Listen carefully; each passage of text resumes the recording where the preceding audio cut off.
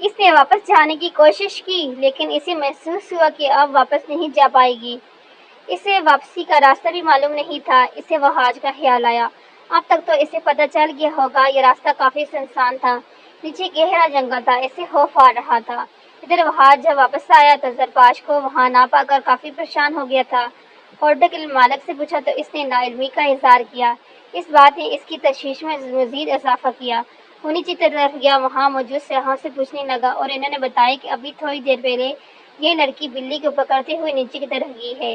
وہ پریشانی کے عالم میں اس کی طرف گیا۔ جنگلی جانوروں کی داڑ سن کے وہ مزید سہم گئی اور اٹھ کھڑی ہوئی، بکھلا کے اندر دندہ بھاگی اور سامنے کسی چیز سے ٹکرا گئی اور اس نے دہشت بھری نظروں سے سر اٹھا اس کی طرف دیکھا۔ اس کی سانس میں سانس ہے، وہ ادھر کوئی ہے۔ وہ روتے ہوئے اس کے سینے کے ساتھ لجا لگی۔ زرپاش تم چاہتی کیا ہو؟ کیوں مارنا چاہتی ہو مجھے؟ اس نے اسے دونوں شانوں سے پکڑ کر چھوڑا تھا۔ تمہیں اگر کچھ ہو جاتا تو؟ وہ تیزی میں بولتے ہی جا رہا تھا۔ وہ ہوش و حواس سے بیگانہ اسے دیکھ رہی تھی۔ اگر میں وقت پر نہ پہنچتا تو کیا ضرورت تھی یہ آنے کی؟ ہاں، وہ غصے میں اس سے پوچھ رہا تھا لیکن وہ اس وقت اتنی ڈری ہوئی تھی کہ اس پر کسی ڈانٹ کا کوئی اثر نہیں ہو رہا تھا۔ وہاج پلیز مجھے یہاں سے لے جائیں۔ وہ ایک دفعہ پھر اس سے لپٹ گئی۔ اس کا غصہ جاگ کی طرف بیٹھ گیا۔ وہ سمجھ گیا کہ وہ ڈری ہوئی ہے، اس لیے مزید ڈانٹ کے ارادہ ملتوی کر کے وہ اسے تسلی دینے لگا۔ میں جو ٹوٹ کے بکھروں کبھی وہ مجھ کو تھامنے کے لیے ہاتھ بڑھا دیتا ہے۔ آسمان پر یکدم کالے رنگ کے بادلوں کا بسیرا ہو گیا تھا اور ہلکی ہلکی بوند باندی شروع ہو گئی تھی۔ جس وقت وہ اس کے ساتھ چلتی گاڑی تک پہنچی وہ دونوں اچھے خاصے بھیگ چکے تھے۔ نومبر کی سرد ہواؤں میں ٹھنڈ کی آزمائش تھی جس کی وجہ سے زرپاش ہلکی ہلکی کانپنے لگی۔ گاڑی میں بیٹھ کے وہاج نے اس کی حالت کے پیش نظر ہیٹر چلا دیا۔ وہ شنگیدی سے گاڑی ڈرائیو کر رہا تھا اور وہ سیٹ کے پیچ سے ٹیک لگائے آنکھیں موند بیٹھی تھی۔ تھوڑی دیر میں اس کی حالت سنبھل گئی تھی اور تھوڑی دیر کے بعد آنکھیں کھول کے چور نظروں سے وہاج کو دیکھ رہی تھی جس کے چہرے پر گہری سنجیدگی تھی۔ وہ اس کے بعد کچھ نہیں بولا تھا۔ تھوڑی دیر کے بعد ہی وہ فارم ہاؤس کے باہر تھے۔ اپنی سائیڈ کا دروازہ کھول کے اترا اور پھر اس کی سائیڈ کا دروازہ کھولا۔ وہ سر جھکا کے اتر آئی اور اس کے پیچھے چلنے لگی۔ اندر آ کے وہ بوا کو آوازیں دینے لگا۔ بوا ورچیخانے سے تیزی سے باہر نکلی کے آئی۔ ایک نظر دونوں کے چہرے کی سنجیدگی دیکھی۔ ان کے مزاج کافی بدلے ہوئے لگ رہے تھے۔ بوا ایک کپ چائے بنوا دیں، میرے کمرے میں بھجوا دیں۔ سنجیدگی سے کہتے وہ سینے عبور کر گیا۔ اس نے پلٹ کر زرپاش کی طرف دیکھا نہیں تھا۔ زرپاش کو یکدم خفت کے احساس نے آن گھیرا۔ بوا ابھی تک جانسی نظروں سے سر جھکا کے اپنا نچلا لب کچلاتی زرپاش کو دیکھ رہی تھی۔ بیوی جی آپ ٹھیک ہیں؟ انہوں نے آگے بڑھ کر اس کے کندھے پر ہاتھ رکھ کر فکر مند لہجے میں استفسار کیا۔ جی ٹھیک ہوں میں۔ وہ زبردستی مسکرائی تو بوا مطمئن نہ ہوئی لیکن سر جھٹک کر کچن میں چلی گئی۔ اس نے چادر اتار کر صوفے پر پھینکی، خود بھی ادھر ہی ڈال گئی۔ میں پیروں کی اس کے سرہانے بیٹھا رہتا، ذرا جو بات کرے اب تمہارے بارے میں۔ شام کے سائے آہستہ آہستہ اس پتھروں سے بنے فارم ہاؤس کو اپنے حصارے میں لے رہے تھے۔ اور جس وقت سیڑھیاں اتر کے نیچے آیا باہر شام کے ملجگی اندھیرا پھیل چکا تھا۔ وہ جیسے ہی نیچے اتر کے آیا چونک گیا۔ وہ صوفے پر ہی نیم دراز گہری نیند میں تھی۔ دوپٹہ صوفے سے ہوتے ہوئے نیچے کارپیٹ پر پھیلا ہوا تھا۔ وہ کچن کی طرف گیا تو بوا کھڑی برتن دھو رہی تھی۔ بوا زری باہر کیوں سو رہی ہے؟ فریج میں سے پانی کی بوتل نکالتے ہوئے اس نے سرسری پوچھا۔ پتہ نہیں صاحب جی، شاید تھکی ہوئی تھی تو بیٹھے بیٹھے یہیں سو گئی ہیں، بوا نے دوپٹے سے ہاتھ صاف کرتے ہوئے عام سے لہجے میں کہا تو سر ہلا کر باہر نکل گیا۔ ایک نظر سے دیکھا، پھر ملازم کو آواز دے کر کمبل لانے کو کہا۔ ملازم کمبل لایا تو اس پر کمبل دے کے وہ دوبارہ کمرے کی طرف بڑھ گیا۔ زری کی آج والی حرکت اسے ٹھیک ٹھاک بری لگی تھی، اس لیے وہ اس سے بات کرنے سے گریز پا رہا تھا۔ بوا کھانا تیار ہو تو زری کو جگا کے کھانا کھلا دیجیے گا، میں کھانا نہیں کھاؤں گا، بوا کو بتا کر وہ سونے کے لیے چلا گیا تھا۔ اپنے شہر کے سب لوگوں سے میری خاطر کیوں الجھتے ہو؟ شام کی ملگجی اندھیرے کی جگہ رات کی سیاہی نے لے لی تھی۔ وہ چھت پر لٹکتی جلتی بجھتی بتیاں اس اندھیرے میں ٹمٹماتے ہوئے جگنی کی طرح معلوم ہوتی تھی۔ اندر کوٹھا ویران پڑا تھا، سب اپنے اپنے کمرے میں جا چکے تھے۔ زرپاش کا کمرہ اس کے جانے کے بعد سے ہی بند پڑا تھا۔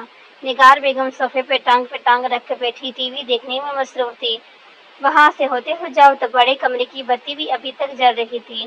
وہ بیک گراؤنڈ کے ساتھ ٹیک لگائے، ٹانگیں لمبی کیے نیم دراز تھی۔ اس کے پاؤں کی طرف بیٹھی ملازمہ اس کے ناخن پر نیل پینٹ لگانے کے ساتھ ساتھ اس کی خوشامد کرنے میں مصروف تھی، جنہیں وہ غائب دماغی سے سن رہی تھی۔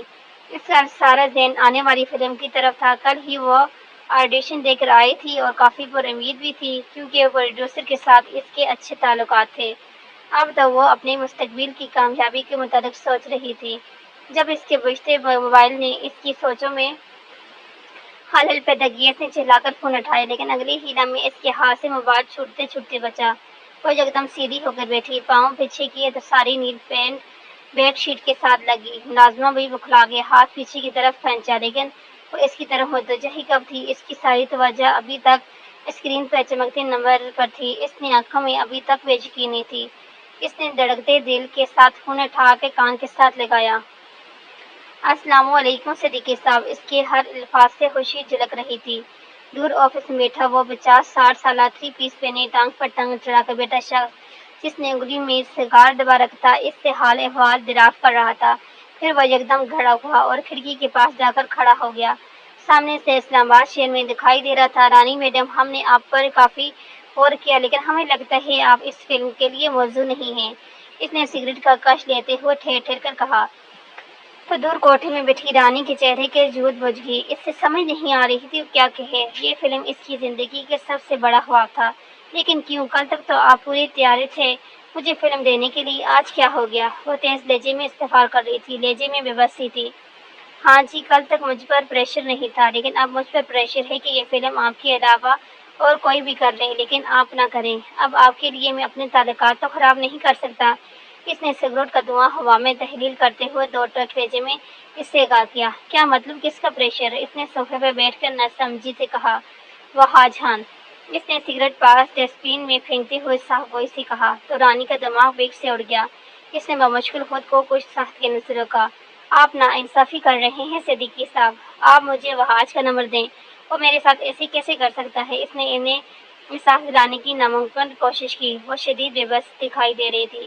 اسے وہاج پر جی بھر کر غصہ آ رہا تھا۔ اتنا تو اسے اندازہ ہی نہیں تھا کہ وہ اتنی آسانی سے اسے معاف نہیں کرے گا لیکن اسے بالکل بھی علم نہیں تھا کہ وہ اسے ایسی مار بھی دے سکتا ہے۔ یہ تو آپ کو ان بڑے لوگوں کے ساتھ بگاڑنے سے پہلے سوچنا چاہیے تھا۔ خیر، میری طرف سے معذرت۔ ہاں، آپ اور وہاج آپس میں طے کر لیں، میں نمبر آپ کو فارورڈ کر دیتا ہوں۔ مجھے کوئی جلدی نہیں ہے، میری پہلی ترجیح آپ ہی ہیں۔ وہ دوبارہ کرسی پر آ کر بیٹھا تھا اور اب خود کو اس کے معاملے سے الگ کر چکا تھا۔ رانی نے غصے سے فون کاٹ کے موبائل سائڈ بیڈ پر اچھلا دیا اور خود سر دونوں ہاتھوں میں دے کر بیٹھ گئی۔ سائڈ پر خاموشی سے کھڑی ملازمہ نے اس پر ایک ملامتی نگاہ ڈالی پر بولی کچھ نہیں۔ اس کے موبائل کی میسج ٹون نے ایک دفعہ پھر اس سے اپنی طرف متوجہ کیا۔ وہ ہذیانی کیفیت میں تھی اور موبائل اٹھایا۔ سامنے صدیقی کا نمبر چمک رہا تھا۔ اس نے وہاج کا نمبر اس سے فارورڈ کر دیا تھا۔ اب وہ تیزی سے کسی کا نمبر ڈائل کر رہی تھی۔ اسی لمحے دور وادی سوات کے فارم ہاؤس کے کمرے میں اس کا موبائل مسلسل بج رہا تھا۔ وہ واش روم سے نکلا، ہاتھ میں پکڑا تولیہ بیڈ پہ پھینکا۔ اس کے بال گیلے تھے۔ وہ اس وقت سادے سے ٹراؤزر شرٹ میں تھا۔ اس نے موبائل ہاتھ میں لیا اور غیر شناسا نمبر دیکھ کر چونک گیا۔ کچھ سوچ کے اس نے کال اٹھائی اور موبائل کان کے ساتھ لگایا۔ دوسری طرف وہ کسی بھوکی شیرنی کی طرح اس پر چپٹی تھی۔ تم خود کو سمجھتی کیا ہو وہاج جان؟ اتنی گٹھی حرکت کر کے کیا ثابت کرنا چاہتے ہو؟ وہ حلق کے بل چہرائی تو اس کے موبائل کان سے ہٹا کر ایک نظر دیکھا، پھر تمیز سے مخاطب ہوا۔ معذرت، میں نے پہچانا نہیں آپ کو، شاید غلط نمبر ڈائل ہو گیا ہے۔ اس نے اپنا لہجہ نیوا رکھنے کی کوشش کی۔ ہاں، تم پہچانو گے بھی کیسے؟ اب تم تو جو کرنا تھا وہ کر چکے تھے۔ تم کیا مل گیا تمہیں مجھ سے فلم کا رول چھین کے؟ زیر خند لہجے میں بولی تو دوسری طرف اس کے ہونٹوں میں مسکراہٹ پھیلی۔ اوہ، میں تو رونگ نمبر سمجھ رہا تھا لیکن آپ تو ہمارے ڈسے ہوئے لوگ ہیں۔ وہ زور سے ہنسا تو اس کو آگ لگا گیا۔ اور تمہیں کیا مل گیا؟ زری کو زہر دے کے؟ اس نے زفریہ لہجے میں الٹا اسی سے سوال کیا۔ میں نے اسے زہر نہیں دی، میں تمہیں کہہ چکی ہوں، اس نے چہرا کر کہا۔ میں نے بھی صدیقی کو منع نہیں کیا، اس نے صوفے پر بیٹھتے ہوئے دو بدو کہا۔ لیکن تم نے منع کیا ہے، اس نے اپنی بات پر زور دیا۔ ہاں، تو تم نے بھی اسے زہر دی ہے اور میں نے چھوٹا سا بدلہ لیا، بس اور کچھ نہیں۔ اس نے اس کی بات کو ہوا میں اڑا دیا۔ تمہیں یہ چھوٹی سی بات لگتی ہے؟ میری پوری زندگی کا سوال ہے۔ وہ ہنسی ہوئی۔ اس کی بھی پوری زندگی کا سوال تھا۔ اس نے جتاتے ہوئے ایک ایک لفظ چھپا کے ادا کیا۔ بس کرو، اگر اتنی ہی پرواہ نہیں ہوتی تو میں تو یوں لواسوں کی طرح چھوڑ کر نہ جاتے اسے۔ وہ بھی ناگن کی طرح بھکاری تھی۔ اسے پتا تھا وہ یوں ماننے والی نہیں ہے، اس لیے اپنا سابقہ جنون پر لوٹ آئی۔ وہ میری بیوی ہے، میرا جیسا دل چاہے گا ویسے سلوک کروں گا اس کے ساتھ، لیکن کسی کو بھی اتنا حق نہیں دوں گا کہ اس کے ساتھ کچھ بھی غلط کرے۔ تمہارے لیے ابھی کے لیے یہ موت کافی ہے۔ اگر آئندہ تم نے میری بیوی کے ساتھ کچھ غلط کرنے کا سوچا بھی تو میں تمہیں اس سے بھی بدتر بری موت دوں گا۔ لوارس نہیں ہے، وہ حاج خان کی بیوی ہے۔ سختی سے اس کو وارن کر کے کال کاٹ دی۔ اس نے چلا کر فون دیوار کے ساتھ مار دیا۔ یہ اس کی سب سے بڑی شکست تھی جو اسے وحاج خان کے ہاتھوں سے ملی تھی۔ انا مقابل ہو تو ہم پیسہ نہیں ہوتے، محبت مقابل آئے تو ہم سب کچھ ہار جاتے ہیں۔ صبح کا سورج اپنے اندر نئی امنگ امیدیں سموئے اس وادی کے اوپر اتر رہا تھا۔ آج آسمان پر سورج چمک رہا تھا۔ رات کو ہونے والی بوندا باندی کے آثار ابھی بھی پتوں پر موجود تھے۔ لان کی نرم گھاس پر ابھی تک گیلی تھی۔ وہ رات کو وحاج کے منہ کو دیکھتے ہوئے کمرے میں نہیں گئی تھی اور نیچے ہی کمرے میں سو گئی تھی۔ ابھی سورج کی پردہ چیر کے آتی کرنیں اس کے چہرے تک آئی تو اس نے گسمگا کر آنکھیں کھولی۔ کچھ دیر سستی سے ادھر ہی لیٹی رہی، پھر اٹھ بیٹھی، بالوں کا جوڑا باندھا آیا، پاؤں میں سلیپر لیے باہر نکل آئی۔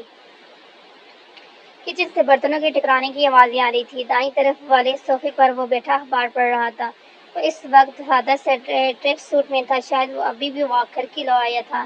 اس نے اخبار سے نظر اٹھا کے اسے دیکھا تو وہ نظریں چرا گئی۔ وہ آپ آ جائیں باہر، آئی سے میرا ناشتہ زرپاش بنائے گی۔ اس نے اخبار پر نظر دوڑاتے ہوئے عام سے لہجے میں حکم جاری کیا تو اس نے چونک کر سر اٹھایا۔ لیکن صاحب جی میں ہوں نا، جو بیگم صاحبہ کو بنانے کی کیا ضرورت ہے؟ وہ کوہ تہذیب کا شکار ہوئی۔ ہاں مجھے پتہ ہے آپ ہیں، لیکن میں چاہتا ہوں کہ میرے سارے کام یہ خود کرے۔ اس نے جانچتی نظر سے زرپاش کو دیکھتے ہوئے سنجیدگی سے کہا۔ زرپاش کو اس کے لہجے میں کہیں بھی ظفر نظر نہ آیا۔ بوا نے بات ماننے میں ہی آپ ہی جانی، اسی لیے ایک سائیڈ ہو کر کھڑی ہوگی۔ وہ سر ہلا کر کچن میں چلی گئی۔ چائے کا پانی چڑھا کر فریج سے آٹا نکال کے جیسے ہی مڑی تو پیچھے اس کے سینے کے ساتھ ٹکرا کر اس کے منہ سے گھٹی گھٹی چیخ نکلی، جس کا گلا وحید نے اس کے منہ پر ہاتھ رکھ کے گونڈ دیا۔ اس کی یہی عادت تھی کہ وہ دبے پاؤں اس کے پیچھے آ کر کھڑا ہو جاتا تھا۔ کیا تم ہر وقت اتنی ڈری ہوئی کیوں رہتی ہو؟ ایک دفعہ پھر اس کی اڑی ہوئی رنگت کو دیکھ کر چلا اٹھا۔ اس سے نظر بچا کر چائے میں دودھ ڈالنے لگی۔ تمہاری طرف معذرت کا رواج نہیں ہے کیا؟ مطلب کوئی خفا ہو تو باڑ میں جائے، وہ برا سا منہ بنا کے ملامت بھرے لہجے میں بول رہا تھا۔ وہ سنی کر کے کھڑی رہی۔ یا تم شوہر کو کوئی اہمیت دینا جانتی بھی ہو کیا؟ اس نے بازو سے پکڑ کر اس کا چہرہ اپنی طرف موڑ کر تب کر کہا۔ آپ دیتے ہیں بیوی کو اہمیت؟ وہ شکوہ کیے بغیر نہ رہ سکی۔ اس نے بمشکل اپنی ہنسی ضبط کی۔ لو اور کس طرح دوں اہمیت؟ وہ یکدم انجان بنا، ساتھ ہی باسکٹ میں سے سیب نکالا، شیلف پر بیٹھ گیا۔ وہ اسے ایک نظر گور کرے گی۔ اس کی ناراضگی خود بخود ختم ہو گئی تھی۔ وہ دل ہی دل میں خوش تھی اور خود کو ہلکا پھلکا محسوس کر رہی تھی۔ تم اگر مجھ سے معذرت کر لو تو شاید میرا غصہ ختم ہو جائے۔ اس نے مصنوعی خفگی سے کہہ کر رخ دوسری طرف موڑا۔ مجھے فرق نہیں پڑتا۔ اس نے لاپرواہی ظاہر کی۔ اسی لمحے اس کی نظر اس کے ہاتھ پر گئی تو وہ دک سے رہ گئی۔ اس کے ہاتھ پر شاید سیب کاٹتے ہوئے چھری لگی تھی اور ہاتھ سے خون کی ایک پتلی لکیر نکل کر شیلف سے ہوتی ہوئی زمین پر گر رہی تھی، لیکن وہ یہ مطمئن بیٹھا تھا جیسے کچھ ہوا ہی نہ ہو۔ وحاج آپ کے ہاتھ میں خون نکل رہا ہے۔ وہ کچھ بھی سوچے سمجھے بغیر اس کی طرف بڑھی اور اس کا ہاتھ اپنے ہاتھ میں لے کر خون روکنے کی کوشش کی۔ وہ بس تنقیدی نظروں سے اس کا حرکت دیکھ رہ گیا اور اس سے اس حد تک بیقراری کی امید نہیں کر سکتا تھا۔ اس نے اپنے دوپٹے کے پہلو کو اس کے ہاتھ پر باندھا، یکدم نظر اٹھا کے اس کی آنکھوں میں دیکھا تو ہاتھ پر اس کی گرفت ڈھیلی ہوئی۔ اسے اپنی غلطی کا شدت سے احساس ہوا، لیکن سامنے بیٹھا شخص سمجھ چکا تھا۔ سنو، محبت تو نہیں کر بیٹھی کہیں تم؟ وہ ایک ابرو اٹھا کے پوچھ رہا تھا۔ وہ منہ کھول کے اسے دیکھ کر رہ گئی۔ آنکھ رو رو کے تیری راہ تکا کرتی تھی، تیرے دل یاد سے مغلوب رہا کچھ دن۔ پل پل بدلتے موسم نے ایک دفعہ پھر پلٹا کھایا۔ وقفے کے بعد ملکہ کوثر کے اونچے پہاڑوں پر ہونے والی برف باری نے دسمبر کی سردی میں اضافہ کیا تھا۔ ابھی بھی کچھ دیر پہلے ہونے والی برف باری ایک دفعہ پھر شروع ہو گئی تھی۔ آسمان سے برستے روئی نرم گولوں کی آواز اس چھوٹے پتھروں کے بنے گھر میں سنائی دے رہی تھی، جہاں ایک طرف عاشقدان میں آگ جل رہی تھی اور ایک طرف وہ بیٹھی تھی۔ باہر موسم کی رنگینی قابل دید تھی اور اندر بیٹھی لڑکی کی بے بسی دیکھی نہیں جاتی تھی۔ وہ گھٹنوں میں سر دے کے بیٹھی خاموشی افسردہ سے معلوم ہوتی تھی۔ ہلکے آسمانی رنگ کے سادہ قمیص شلوار میں بالوں کی چٹیاں بنا رکھی تھی۔ اس کا سیاہ رنگ اور بجھا ہوا محسوس ہوا تھا۔ اس نے ایک افسردہ نظر کیلنڈر پر ڈالی تھی۔ اسے یہ آج 5 روز گزر گئے تھے۔ اسے یہ بھی نہیں پتا تھا کہ وہ اپنی بیوی کے پاس گیا ہے یا اٹلی واپس چلا گیا ہے، لیکن اسے ایک امید تھی کہ شاید وہ لوٹ آئے۔ اس لمحے باہر ڈور بیل بج اٹھی۔ وہ ایک دم سمٹ کر خود میں سمٹ گئی اور خوفزدہ نظروں سے بند دروازے کو دیکھنے لگی۔ مفتی صاحب کی موت کے بعد وہ یوں بھی اکیلی ہو گئی تھی، تب ہی وہ ذرا سی آہٹ پر سہم جاتی تھی۔ دروازہ اب مسلسل بج رہا تھا، وہ اتنی ہمت بھی نہیں کر پائی تھی کہ دروازہ کھول سکے۔ اسے اپنی بے بسی پر جی بھر کے رونا آیا۔ دروازہ بجانے والے کے ہاتھ میں برق رفتاری آئی تھی۔ شاید باہر برفباری تیز تھی، اسے محسوس ہوا خوف کی وجہ سے اس کا دل اچھل کر حلقے میں آ جائے گا۔ کچھ ہمت کر کے اس نے خود کو سنبھالا کہ کون، اور مشکل اس کے منہ سے پھنسی پھنسی آواز نکلی۔ دسمبر کی اس یخ بستہ سردی میں اس کی پیشانی پسینے سے تر تھی۔ میں ہوں شہباز، دروازہ کھولو۔ چہچہائی ہوئی آواز اسے زندگی کی نوید معلوم ہوئی تھی۔ اس احساس نے کہ اس کے باہر کھڑا ہے، اس میں تیزی بھر دی۔ وہ ماتھے سے پسینے پوچھتی ہوئی تیزی سے دروازہ کھول دیا۔ سامنے سے دیکھ کر اس کا رکا ہوا سانس بحال ہوا۔ اس کی اڑی ہوئی رنگت کی جگہ حیا کی لالی نے لے لی۔ اس کی دل کی سرزمین پر پھول کھل اٹھے۔ وہ شدت جذبات میں اس قدر غرق تھی کہ سامنے موجود شخص کی آنکھوں کی وزاری بھی دیکھ نہ پائی۔ وہ اس سے لپٹ گئی۔ وہ ہکا بکا رہ گیا اور اس بات کی امید نہیں رکھتا تھا۔ شکر ہے خدا پاک کا آپ آ گئے، مجھے بہت ڈر لگ رہا تھا۔ وہ ان کے ساتھ لپٹ کر اپناہیت بھرے لہجے میں شکوہ کر رہی تھی۔ کچھ دیر کے لیے ان کا دل مم ہوا۔ انہیں اس سیاہ فام لڑکی سے ہمدردی محسوس ہوئی جو واقعی گھبرائی ہوئی لگتی تھی۔ اگلے ہیلا میں ان کی نظر اس کے سیاہ ہاتھوں پر گئی تو ان کی ہمدردی جاگ کی طرح بیٹھ گئی۔ اس کی جگہ سختی نے لے لی۔ انہیں اس لڑکی کی رنگت سے کراہت محسوس ہوتی تھی۔ وہ شروع سے ہی رنگین مزاج، حسن کے دلدار تھے۔ گاؤں کی سب سے خوبصورت لڑکی سے شادی کرنے والے مہر النساء کے خوبصورت سفید ہاتھ ان کی نظروں کے سامنے گھوم گئے اور لاشعور میں دونوں کا موازنہ کرنے لگے۔ قسمت نے ان کے ساتھ بہت گناواں مذاق کیا تھا۔ انہوں نے زبردستی اسے خود سے الگ کیا تو اسے ہوش آیا۔ اپنے شوہر کے چہرے کے پتھریلے تاثرات دیکھ اسے شدید خفت کے احساس نے آن گھیرا۔ اسے اپنی جذبات کا شدت سے احساس ہوا تھا، لیکن جلد ہی خود کو سنبھال کے وہ دروازہ ٹھیک سے بند کر کے اس کو اندر لے آئی۔ شہباز نے ہاتھ میں پکڑے شاپرز بیڈ پر رکھے اور خود جیکٹ اتار کے صوفے پر معمول سے ہٹ کر اس کالے رنگ کی قمیض سلوار میں تھا اور اوپر جیکٹ پہن رکھی تھی۔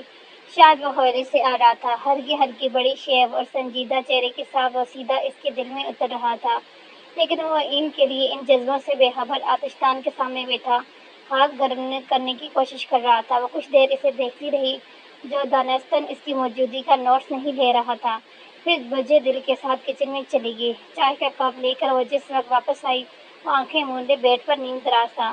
جس نے چائے کا کپ ٹیبل پر رکھا وہ اسے مخاطب کرنا چاہتی تھی، لیکن اسی لمحے اس کا موبائل بجا اور وہ موبائل ہاتھ میں لے کے اٹھ بیٹھا۔ اس کے لبوں پر تبسم بکھر گیا۔ وہ نام نہ پڑھتے ہوئے بھی وہ یقین سے کہہ سکتی تھی کہ دوسری طرف اس کی بیوی ہے۔ وہ کال پیک کر کے اب اسے نظر انداز کر کے خوشگوار لہجے میں مہر النساء سے بات کر رہا تھا اور وہ کسی غیر ضروری چیز کی طرف بیگ میں چلی گئی تھی۔ کچھ دیر وہ یوں ہی کھڑی انگلیاں مروڑتی رہی، مگر جب گفتگو طویل ہو گئی تو وہ بوجھے دل کے ساتھ ادھر سے نکل کے اپنے باپ کے کمرے میں آ گئی۔ اسے اپنی کم ماہیگی کا شدت سے احساس ہوا۔ اس کی آنکھیں گرم سیاہ پینہ بہنے لگا۔ اس کمرے میں ہر جگہ اس کے باپ کی پرخلوص محبت کی خوشبو تھی۔ اس نے اپنے باپ کو ہمیشہ اپنے سیاہ فام ماں سے محبت کرتے دیکھا تھا۔ اسے ان دنوں کی محبت پر رشک آتا تھا اور اس کا باپ اس کی ماں کا موت کا صدمہ لیتے ہوئے بستر کے ساتھ جا لگا تھا۔ اسے آج اس بات کا شدت سے احساس ہوا تھا کہ صرف ماں باپ کی بے پناہ بےلوث محبت کا ہی اتنا حوصلہ ہے کہ وہ اولاد کی رنگت، حسن، بدصورتی کچھ نہیں دیکھتی، باقی محبتوں کی تو قیمتیں اور معیار ہوا کرتے ہیں۔ اسے اس چیز کا بھی احساس شدت سے ہوا تھا کہ اگر آپ حسین نہیں ہیں تو محبت کی دنیا میں آپ کی کوئی جگہ نہیں۔ اسے نہیں پتا تھا کہ یہ معیار کس کے قائم کردہ ہے، لیکن اب اسی پر دنیا چل رہی تھی اور اسے ان کے ساتھ چلنا تھا۔ اس نے آنکھیں بند کر کے سونے کی کوشش کی۔ اسے اتنا تو حوصلہ تھا کہ پاس نہ صحیح وہ ساتھ تو ہے، اب وہ سکون سے سو سکتی تھی، کیونکہ اسے اب تحفظ کا احساس تھا۔ پچھلی کچھ راتیں تو اس نے جاگ کر کاٹ دی تھی۔ میں شاید پھر نہ لکھتا اس کو اپنی خبر، محبت کا بھرم رکھا تھا، کچھ دل بے اختیار بھی تھا۔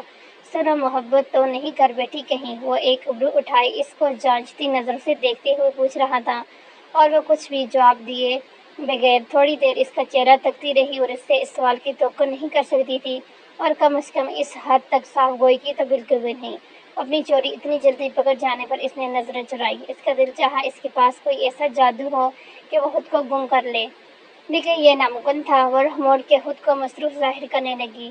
چائے سوکھ کے تیزکی کے ساتھ لگ چکی تھی۔ خاموش نیند رضامندی ہوتی ہے اور اقرار بھی۔ اس نے مزے سے ہانک لگائی۔ ویسے یکسر نظر انداز کر کے اپنے کاموں میں مصروف رہیں۔ یار تم گونگی ہو کیا؟ پوچھا ہے تم سے کچھ؟ وہ جی بھر کے مزہ ہوا چھلانگ لگا کے اس کے بالکل سامنے آ کے کھڑا ہو گیا۔ اب فرار کا کوئی راستہ نہیں تھا۔ ہاں تو تمہیں کہیں اپنے ہینڈسم گڈ لکنگ شوہر سے محبت تو نہیں ہوگی؟ اس نے فخریہ کالت چھاڑی۔ کیسی باتیں کر رہے ہیں؟ اسے اور کوئی بات نہ سوجی تو جان چھڑانے کا انداز میں بولی، کیا مطلب کیسی باتیں؟ میں کون سا تم سے رومانس جاڑ رہا ہوں، صرف پوچھ رہا ہوں، سادہ سی بات۔ وہ نارمل سے انداز میں بولا، ویسے اگر تمہیں محبت ہو بھی کی ہے تو تمہارا قصور نہیں ہے، میرے جیسے بندے سے محبت کرنے سے انسان خود کو روک بھی کہا سکتا ہے۔ اس نے چیل پر انگلی ٹکا کے اس کے قریب ہو کے فخریہ لہجے میں کہا، لیکن ایک بات یاد رکھنا محترمہ زرپائش صاحبہ، مجھ سے محبت کرنے کی بھول مت کیجیے گا، آپ کے بڑے بول اور تھپڑ کی تسلیل ہو جائے گی۔ مجھ جیسی گھٹیا انسان سے محبت کر بیٹھی تو یہ تو محبت کی گالی دینے کی مترادف ہوا نا، اور یوں بھی میں کوئی پائیدار بندہ تو ہوں نہیں۔ اس لیے ذرا سوچ کے اس کے چہرے کے پتھریلے تاثرات اور تپش بھرا لہجہ اسے بہت کچھ ستا گیا تھا کہ اس کی کیا جگہ ہے وہ آج کی زندگی میں۔ ایک بدلہ، ایک دل بہلانے کی چیز۔ اس کا دل بری طرح دکھا تھا اور تڑپ کر پلٹی تھی۔ کیا آپ بھول نہیں سکتے اس تھپڑ کو؟ وہ تڑپ کر بولی کہ تو اس کے لبوں پر ایک زہریلی مسکراہٹ پھیل گئی۔ نہیں میری جان، تھپڑ تو اتنی جلدی نہیں بھلایا جاتا، شاید وہ لوگ بھول جاتے ہوں، لیکن وہاں جان اتنی آسانی سے بھولنے والے لوگوں میں سے نہیں ہے۔ اس نے اس کی لٹ کو کان کے پیچھے اڑتے ہوئے بظاہر نرمی سے کہا، مگر اس کی لہجے کی کاٹ اس سے پوشیدہ نہ رہ سکی۔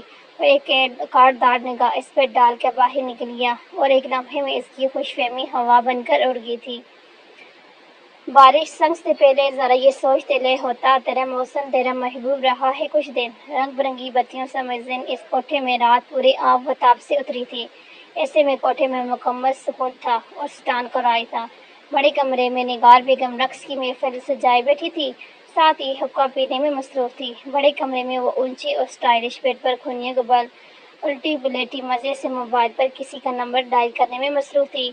اس کے چہرے کی یہ عجیب سے دل جلانے والی مسکان تھی، پہلے کی نسبت اور کافی پرسکون دکھائی دے رہی تھی۔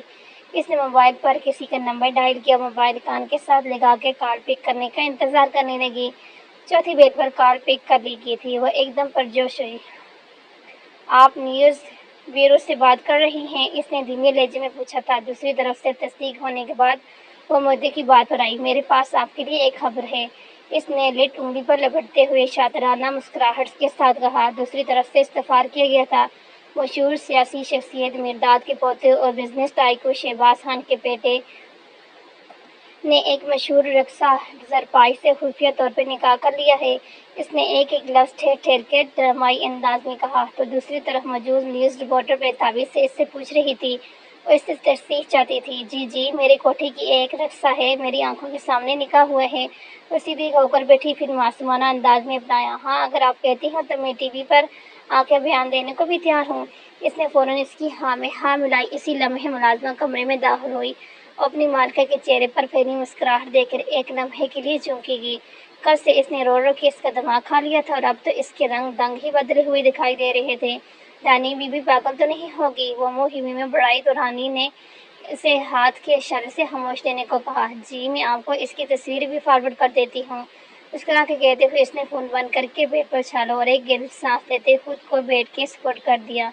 رانی بی بی آپ ٹھیک ہیں؟ ملازمہ نے آگے بڑھ کر فکر مندی سے پوچھا۔ ہاں میں تو اب ٹھیک ہوں، لیکن اب وہ ٹھیک نہیں رہے گا۔ وہ کیا سمجھتا ہے وہ جان ہے تو میں بھی رانی ہوں۔ اس نے زیر خندق لہجے میں فخریہ کالت جھاڑے۔ اور کیا کہہ رہا تھا مجھے ایسے وہ دے گا؟ وہ اس کی نقل اتار کر زور سے ہنسی۔ رانی بی بی لگتا ہے آپ بھی اسی سے کوئی بڑا انتقام لے چکی ہیں۔ ملازمہ نے رال ٹپکائی تھی۔ ارے ابھی کدھر انتقام، تبھی شروع ہوا ہے۔ وہ چلتی چلتی کھڑکی تک گئی اور زفریہ مسکرائی۔ تھوڑی دیر بعد یہ خبر میڈیا پر آئے گی، پھر جنگل کی آگ کی طرح پھیلے گی۔ اس سے اپنے حسب اور نسب پر جو اتنا مان ہے، یوں چٹکیوں میں نہ اڑ گیا تو کہنا۔ وہ چہرے پر سختی سے جائے کہہ رہی تھی، ایک عزت کہی تو غرور ہے اسے، وہ بھی نہیں رہے گی تو کیا کرے گا بیچارہ، چچی۔ اس نے مصنوعی ہمدردی چہرے میں سموتے ہوئے کہا۔ بڑا آیا میری بیوی، پھر پتھریلے تاثرات کے ساتھ بولی، بیوی نہیں کوٹھے والی رقاصہ۔ وہ کہہ مار کے ہنسی۔ وہ محترمہ بھول گئی تھی کہ کسی جگہ سے چلے جانے کے بعد پہچان تو بدل سکتی ہے پر حسب و نسب نہیں۔ وہ شیشے کے پاس جا کر کھڑی ہوئی، شیشے میں اس کا عکس واضح تھا۔ وہ اس وقت ایسی زہریلی ناگن لگ رہی تھی جو خود کو ڈنگ مارنے کو تیار ہو، اور اس کے سارے دعوے سچے ثابت ہوئے تھے۔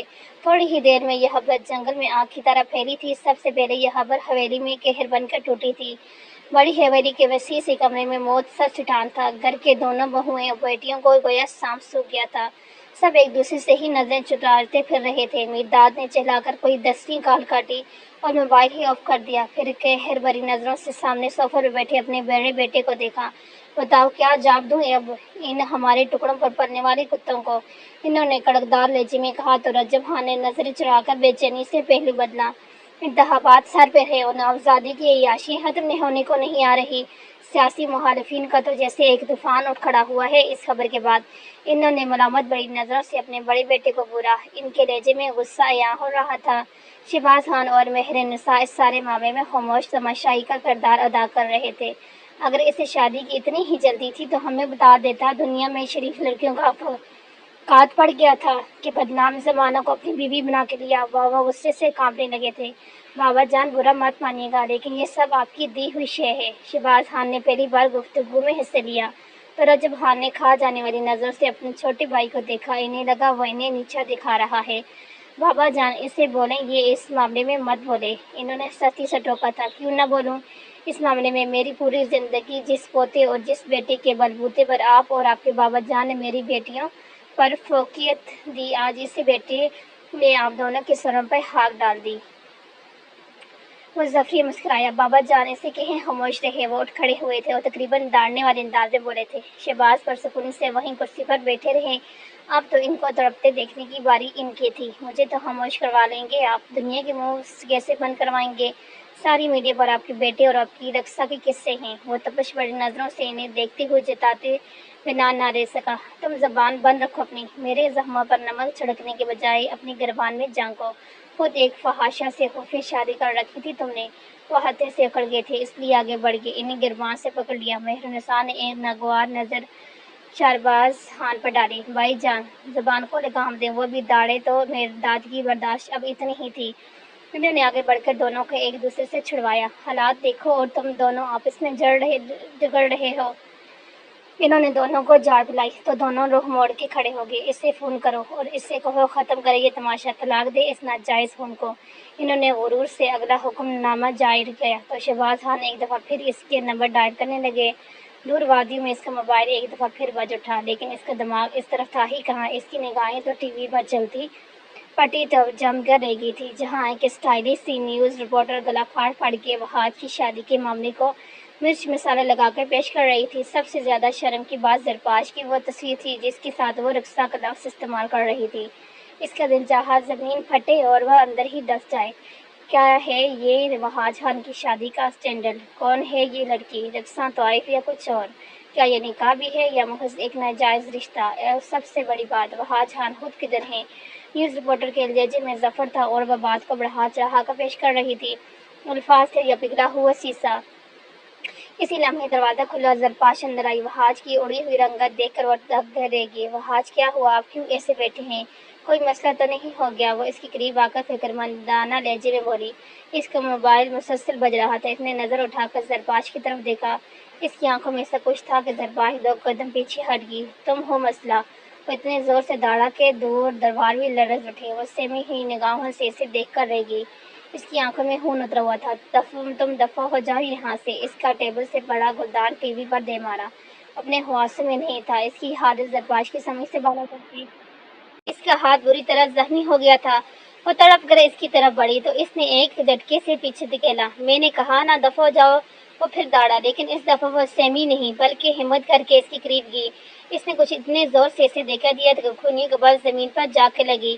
اس کی آنکھوں سے بے اختیار آنسو بہنے لگے۔ اس نے اسے بازو سے پکڑا اور تقریباً گھسیٹتے ہوئے دروازے سے باہر لے جا کر دروازہ اس کے منہ پر بند کر دیا۔ وہ وہیں بیٹھ کر دروازہ بجاتی رہی، روتی رہی، اور اندر وہ دونوں ہاتھ سر میں دے کر بیٹھا تھا۔ بتا دے مجھ کو بے وفائی بجا ہے، لیکن گنوا نہ مجھے کو کہ میں تیری زندگی رہا ہوں۔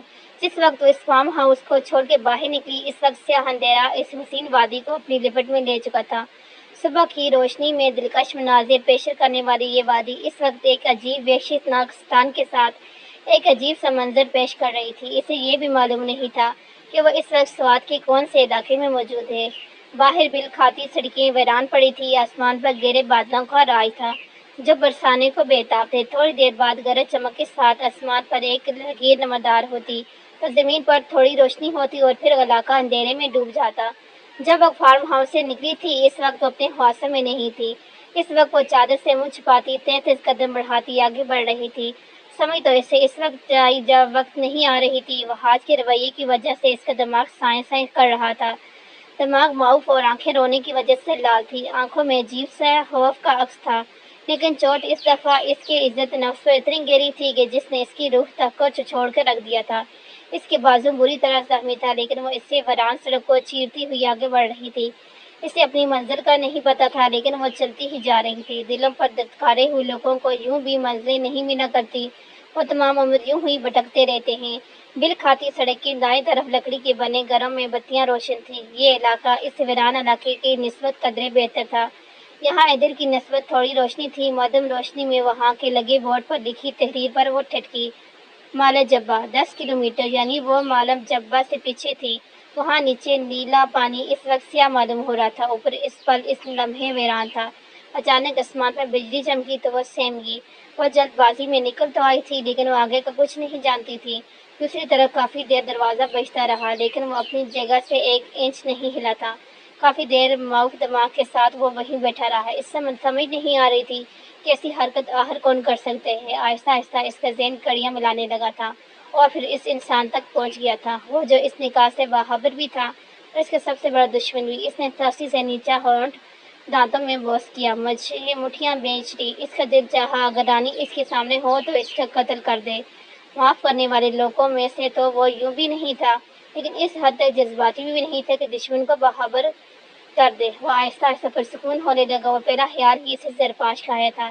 اس نے دروازہ بجانا کیوں بند کر دیا تھا؟ وہ ٹھیک تو ہے، وہ جس بات میں اس کے ساتھ زیادتی کر چکا تھا، اس بات کا احساس اسے اب شدت سے ہو رہا تھا۔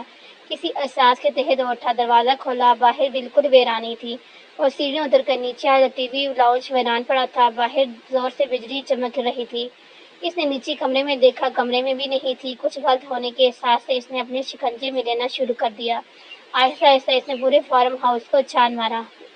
بوا سے لے کر گھر کے ہر ملازم تک سے پوچھ لیا، کوئی نہیں جانتا تھا کہ وہ کدھر ہے۔